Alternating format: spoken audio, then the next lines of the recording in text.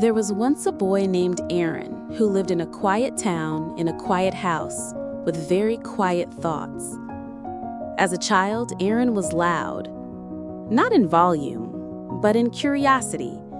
He'd ask why the sky changed colors, why people lied, and why grown-ups smiled with sad eyes. It started in school. When he raised his hand to share an idea, someone laughed. He didn't understand why, but the teacher didn't say anything. The laughter stayed longer than the idea did. So next time, he kept his hand down. Over the years, the moments added up. A joke that didn't land, an opinion that didn't match, a truth that felt too raw. Each time he placed that thought in an invisible box and stored it in a quiet place inside him. Eventually, Aron found himself in what he called the room of echoes. It was a space only he could feel, a place built from unspoken thoughts, unsent messages, truths he swallowed, and dreams he dressed up in politeness. It echoed with all the things he could have said, should have said, wished he had said, but never did. People praised him for being easygoing and nice, but they didn't see the walls growing thicker around him.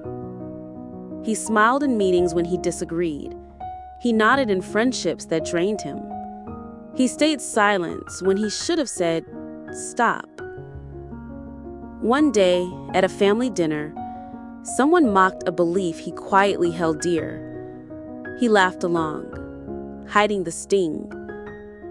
But that night, the room of echoes felt louder, too loud.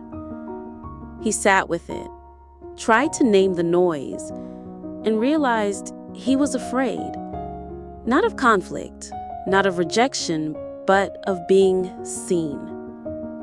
He met a stranger on a train who said something he'd never heard before.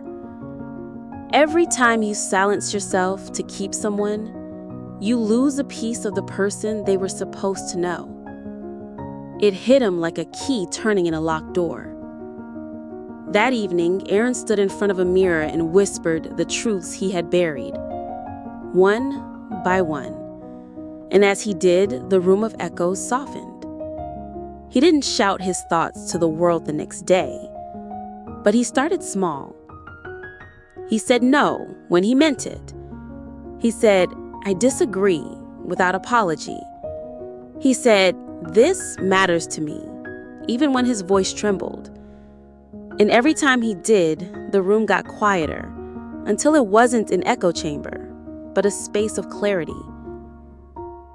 Not everyone liked the new him, but the ones who stayed for the real him. And for the first time, that was enough.